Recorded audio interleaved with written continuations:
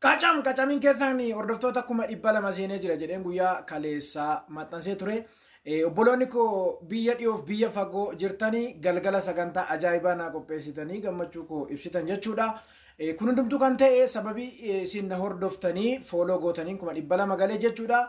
Jalqaba irratti kanan galateeffachuu barbaadu hojii kootti gammaduudhaan dhugaa waaqayyoo bakka hin jirretti jechuudha. Akka waan hin jirutti biyya alaa teessee keekii hordoftoota 200 koo ga'uudhaan suura koo wajjin kan hojjette feenuu waaqayyo baraaf jireenya kee haa eebbisu jecha siif hin qabu guddaa galatoomisin jechuun barbaada.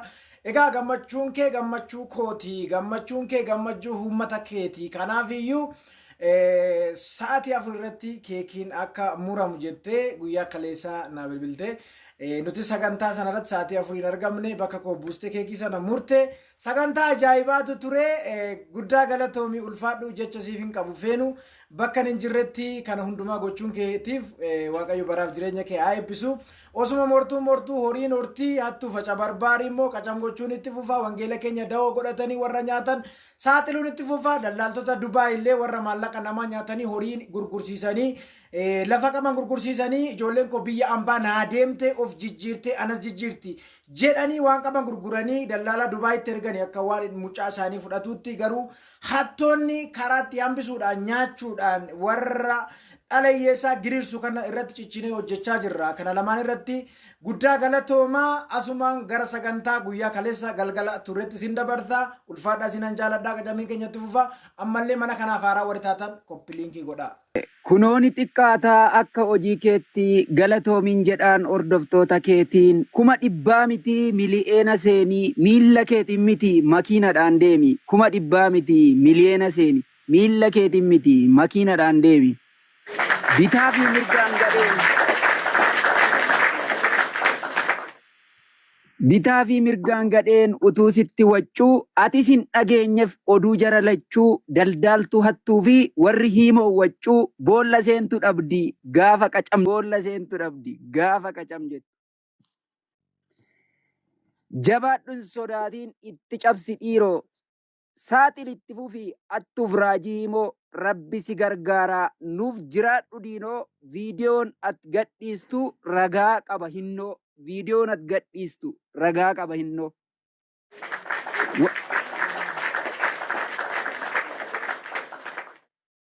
Warri of dhoksitee sirratti dhaadattuu eenyummaa ishii ibsitee maaliif hin dubbattuu dafqa namaa nyaachaa warri fofokkortu warra qabameerraa maaliif hin barattu warra qabameerraa maaliif hin barattu tokko akka nyaatamee asiin dhaggeeffachaa karaa keessaa dhaqee itti barreeffachaa yeroo dhufee boo'uu eenyu dhaggeeffata jabaa ofii garuu abbaa jabeeffata jabaa ofii garuu abbaa jabeeffata. Galateema. Waaw bareeda dhugaa rabbi. Sadarkaa kanarratti qaqqabsiise malee intinii miti waan biraa miti.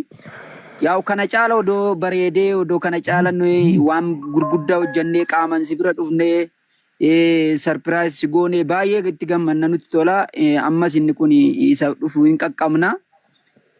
Garuu asumarraan kan hin jechuu barbaadu hordoftoonni isaas galatoomaa warri isa jajjabeessuudhaan isa bukkee dhaabbachuudhaan koomentii gaarii barreessuudhaan jabaadhu jechuudhaaniin hojii inni hojjetu irratti bukkee kan dhaabachaa turtan kan jajjabeessaa turtan hordoftoonni diinaa ol marti keessan galatoomaa isiniin jechuun barbaada. Diinaa oliin immoo jabaadhu obboleessa keenya jaallatamaa fi kabajamaadhaati. Egaa wanta hojjechaa turte ragaa waan qabuudha waan dhugaadha waan sirriidha.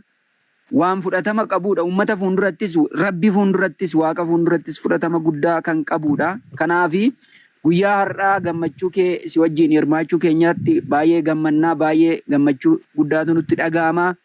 Haalota adda addaa ilaaltee jecha namoota yartuu tokko ilaaltee warreen ijoollee miidhuu ijoollee nyaachuu ijoollee xiqqeessuu baran sanaa koomentii yaada isaanii wantoota isaan sitti dubbatan wantoota isaan haasaan ilaaltee duubatti hin deebiinii nuu jabaadhu.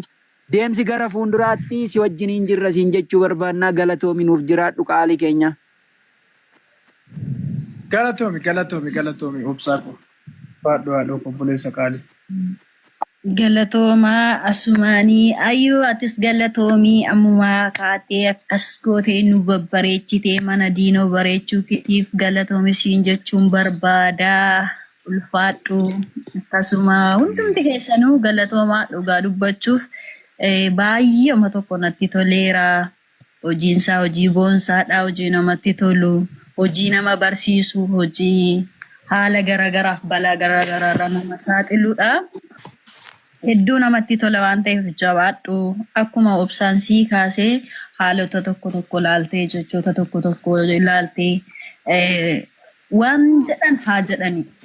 Kaayyoon kee dhugaaf dhugaarratti hojjechuudha. Sababii ta'eefi jabaadhu kanumaan caalatti wada 300 wada 400 wada miliyoonaatti deemuun gara fuulduraatti qacamii faanaa congratulations jenneerra galatooma uummanni hundinuu. Warra zala jirtan warri gubbaa jirtan hundinuu galatooma dhugaa baay'eema tokko natti toleeraan. Wow, guddaa galatooma warra zala teessanii hangarraan hordofaa turtan yaada keessan bukkee godhatanii warri bakkeessan dhabdanii amma zala taa'aa jirtan hundi keessa guddaa galatooma. Sponsor keessa harka tokko faamma feenne tamboo guddaa si galateeffannaa lammaffaanii ayyuu taaddee guddaa galatoomii akkanatti bareenne akka teenyu kan nu taasiste. Shi obsaan faamu faafash kan nu gootan hawwii faana guddaa galatooma. Baay'een sin jaalladhanillee baay'een sin kabaja jaallasiniif qabnuuf sa'aatii kana waliin teenya. Diinoon immoo dhugaa rabbii ganaa abjuun kee gara fuulduraatti akka milkaa'u abdiin qaba. Kanaan dhaabbata otoo hin taane 200 otoo hin taane miliyoona 20 fa'aatiin olitti akka deemnu abdiin qaba. Namni dhugaa hojjetu yeroo hunda milkiidha. Gufuun baay'achuu danda'a. San hunda immoo gara tarkaanfattee irra jettee cabsitee akka dabartu abdii guddaan sirraa qaba. Nu guddadhu nu jiraadhu kan kanaa olii immoo rabbii ijaan nu agarsiisu jedhan.